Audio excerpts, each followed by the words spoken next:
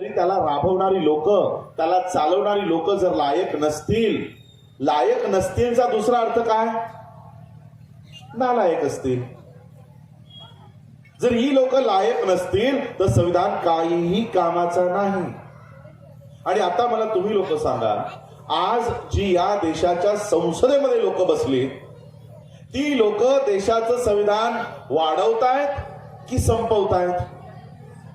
या देशाचं संविधान फळारूपाला येतंय, वाढत चाललंय की संपत चाललंय? मी तुम्हाला एक उदाहरण देतो. 1950 ला ही यादी तयार झाली अनुसूचित जातीची. या देशाचं संविधान जर 1950 पासून खरंच राबवलं असतं तर 59 जातींची हळूहळू प्रगती होऊन त्यातल्या एक जाती बाहेर पडल्या असत्या की आता मला सगळं मिळालं, मला आता अनुसूचित जातीतनं बाहेर काढा. असं करत करत अनुसूचित जातीची ही जी पूर्ण लिस्ट आहे ही रिकामी झाली असती ना. आजही आम्हाला अनुसूचित जातीचं आरक्षण द्यावं लागतंय. लोकांना 1 किलो रुपया आणि 2 किलो रुपयाने तांदूळ आणि गहू द्यावं लागतंय. याचा अर्थ संविधान राबवला का? याचा दुसरा मती अर्थ घ्या. ज्या जातींना 1950 साली आरक्षण नव्हतं कारण ते सक्षम होते, त्यांच्याकडे संपत्ती होती, त्यांच्याकडे जमिनी होते, गुरढोरं होती, पैसे नाणे होतं, सोनं होतं, त्या जाती 2023 ला रस्त्यावर उतरून स्वतः भिका मागतायत की आम्हाला पण आरक्षणाच्या यादीत घ्या. मागतायत ना? का मागताय? कारण 1950 पासून ते 2023 पर्यंत रोज हा संविधान टप्प्याटप्प्याने संपवण्यात आला आणि प्रत्येक जातीच्या लोकांना या देशामध्ये दारिद्र्य रेषेच्याहून खाली ढकलण्यात आलं. ही गोष्ट बाबासाहेब आंबेडकरांना माहित होती की संविधान चांगलं आहे, उत्कृष्ट आहे, पण ज्यांच्या हातामध्ये जाणार आहे ती लोकच देश संविधानानुसार चालवणार नाही. देश संविधानावर चालवला असता तर आज आरक्षण मागायची गरज एकाही व्यक्तीला पडली नसती. पण आज ज्यांना आरक्षण दिलं नव्हतं तीही लोक आज आरक्षण मागतात आणि आमचं समर्थन आहे त्याला. आम्ही विरोध नाही करत आहोत, आम्ही समर्थनच देत आहोत. आणि मग बाबासाहेब आंबेडकरांच्या हे लक्षात आल्यानंतर काय बाबासाहेब आंबेडकर आम्हाला असंच वाऱ्यावर सोडून जातील? या देशातल्या या मनुवादी व्यवस्थेच्या स्वाधीन करून जातील? बाबासाहेब आंबेडकरांच्या शेवटच्या श्वासापर्यंत त्यांच्या विचारांमध्ये त्यांचा परिवार नव्हता. 5 डिसेंबर 1956 रोजी बाबासाहेब आंबेडकरांचं रात्री 2 वाजेपर्यंत लिखाण सुरू होतं. त्यांच्या शेवटच्या श्वासाच्या काही मिनिटांपूर्वी, काही तासांपूर्वी बाबासाहेब आंबेडकर लिहित बसले होते. काय लिहित होते? परिवाराची संपत्तीची वाटे, विल म्हणतो ना आपण, वाटा करत बसले नव्हते की माझी ही संपत्ती माझ्या मुलाला, माझी ही संपत्ती माझ्या पुतण्याला, माझी ही संपत्ती माझ्या पत्नीला. ते तिघच होते बाबासाहेबांना. बाबासाहेब त्यांच्या संपत्तीची वाटणी करत बसले नव्हते.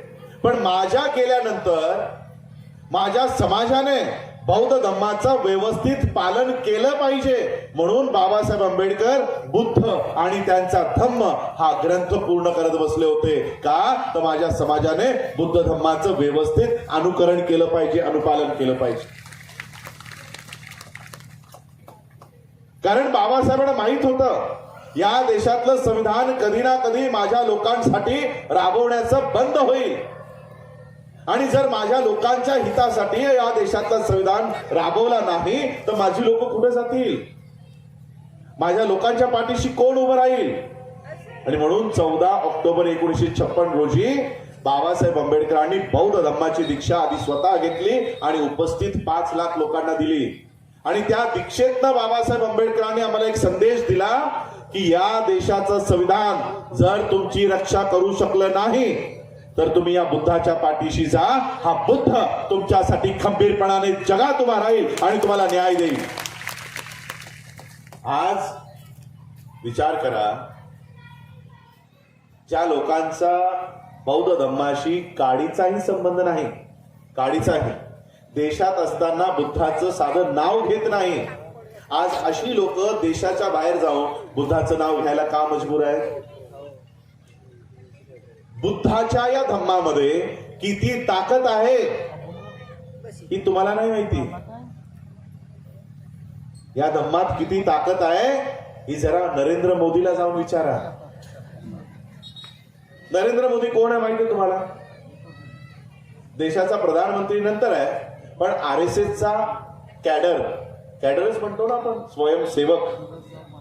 RSSचा स्वयंसेवक आधी आहे, देशाचा प्रधानमंत्री नंतर आहे. आणि RSSची शिकवण काय आहे? RSSची शिकवण कुणाला माहितीये काय आहे? ही संघटना कशासाठी तयार झाली? राजकारण करण्यासाठी, समाजकारण करण्यासाठी, शिक्षण देण्यासाठी, कशासाठी? या संघटनेचा एकच हेतू आहे आणि तो हेतू बाबासाहेब आंबेडकरांनी आम्हा सगळ्यांना सांगून दिलेला आहे. बाबासाहेब आंबेडकरांचं एक ब्रीद वाक्य आहे, history of India is nothing but moral conflict between Buddhism and Brahmanism. मराठीत सांगतो, भारताचा इतिहास दुसरा तिसरा काही नसून बौद्ध धर्मामध्ये आणि ब्राह्मणी धर्मामध्ये युद्ध संघर्ष आहे. मग जर बुद्ध धर्मासाठी बाबासाहेब काम करतायत, त्यांची संस्था भारतीय बौद्ध महासभा काम करते, मग ब्राह्मणी धर्मासाठी कोण काम करतंय? कारण लढा फक्त दोघांचाच आहे. या देशामध्ये काँग्रेस बीजेपीचं युद्ध सुरू नाही. या देशामध्ये शिवसेना आणि फडणवीस मध्ये भांडण सुरू नाही. या देशामध्ये अखिलेश मायावतीमध्ये भांडण सुरू नाही.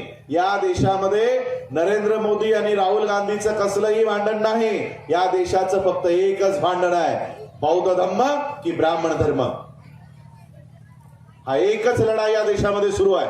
हे बाकीचे लढे फक्त आम्हाला मूळ लढाईपासून लांब ठेवण्यासाठी नाटक सुरू आहे.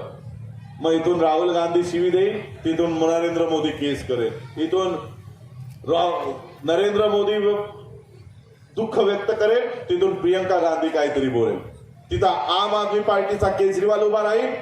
हे असं नाटक आमच्या डोळ्यासमोर ठेवलंय का?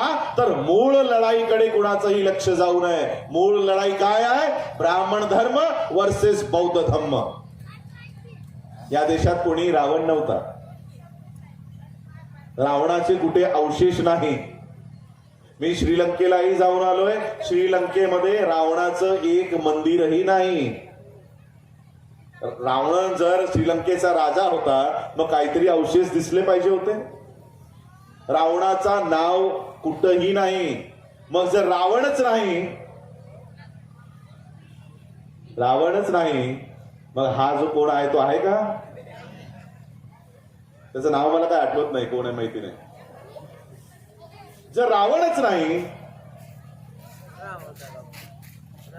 आणि जर रावणच नव्हता, मग ही जमीन फाटली होती का? कधी पुष्पक विमान आलं होतं का?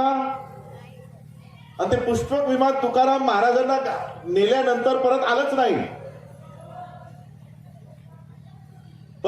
नाही. आणि म्हणून आम्हा लोकांना आमचा इतिहास कळू नये म्हणून ही खोटी नाटकं सुरू आहेत, ईडी, CBI, कारण इथे लोकांचं लक्ष जाऊ नये म्हणून. आणि बाबासाहेब आंबेडकरांनी या बौद्ध धर्माची धुरा या देशामध्ये बुद्धिस्ट सोसायटी ऑफ इंडिया, भारतीय बौद्ध महासभेच्या माध्यमातून उभी केली. त्याच्या आधीपासून ही RSS नावाची संघटना ही ब्राह्मणी धर्माचा प्रचार आणि प्रसार करण्याचं काम करते. आणि त्या ब्राह्मणी धर्माचा प्रचार आणि प्रसार करणारा स्वयंसेवक कोण आहे? नरेंद्र मोदी. आता जो लहानपणापासून त्या संघाच्या शाखेत जातो, त्याला काय शिकवलं जातं? की आमचा दुश्मन कोण आहे? बुद्ध. या देशातून काय नष्ट करायचंय? बौद्ध धर्म. ज्या माणसाला लहानपणापासून ही शिकवण दिली की बौद्ध धर्म नष्ट करायचाय, बुद्ध नष्ट करायचाय, अशी शिकवण देणाऱ्या माणसाला त्याच्यावर किती मोठा मानसिक अत्याचार आहे विचार करा की परदेशात गेल्यानंतर ज्या बुद्धाला नष्ट करण्यासाठी जो माणूस तयार केलाय त्याला मजबुरीने बुद्धाचीच मूर्ती उचलावी लागते आणि बोलावं लागतं की मी भारतातून आलोय आणि भारत बुद्धाचा देश आहे. किती मोठा अत्याचार आहे की नाही. म्हणून त्याला विचारा की धम्मामध्ये किती ताकद आहे. ज्या धम्माला मी नष्ट करायसाठी तयार केला गेलो मला त्याचंच नाव घ्यावं लागतंय, त्याचंच गुणगान गावं लागतंय. त्याला माहितीये धम्मात काय ताकद आहे आणि तुम्हाला माहिती नाही. तुम्ही त्याला हलक्यात घेता. जाऊ ना कधीतरी महिन्यातून एकदा विहारामध्ये. हा बुद्ध भरभरून देतोय, भरभरून देतोय. हे इथे काशाय वस्त्र चिवर मध्ये आमचा बौद्ध संघ इथे बसलेला आहे. आज या बौद्ध संघाला, या बौद्ध भिक्खूंना जो मान सन्मान मिळायला हवा तो मान सन्मान नाही. हा मान सन्मान कुणाला मिळतोय माहित आहे? या देशातला कोणता असा बौद्ध भिक्खू आहे जो जगामध्ये त्याची पूजा केली जाते, जगामध्ये त्याला आदर दिला जातोय? कोण आहे माहित आहे? या देशातला प्रमुख बौद्ध भिक्खू ज्याला जगामध्ये स्थान दिलं गेलेलं आहे त्याचं नाव काय? योगी आदित्यनाथ, उत्तर प्रदेशचा मुख्यमंत्री. उत्तर प्रदेशचा मुख्यमंत्री हा अशाच काशाय वस्त्रामध्ये असतो आणि जगामध्ये जाऊन त्याने सांगितलंय की मी बौद्ध भिक्खू आहे. त्याच्या नावचे पुस्तक जगामध्ये वाटण्यात आले. A monk who became chief minister. आमच्या मंचावर बसलेले हे बौद्ध भिक्खू आज बौद्ध भिक्खू म्हणून नावाजले जात नाहीये. बौद्ध भिक्खू कोण? योगी आदित्यनाथ. कारण आमचं तिथे लक्ष नाही. आमचा धम्म ते चोरून घेऊन चालले आणि आमचं लक्ष नाही. तुम्ही युवकांमध्ये मोबाईल वापरता, इंटरनेट वापरता, गुगल वापरता. ज्या बाबासाहेब आंबेडकरांनी काढलेल्या संस्था आहेत त्याच रसातळाला गेल्या आहेत. भारतीय बौद्ध महासभा आज याच्या शाखा नाहीत. याचे अकाउंट मध्ये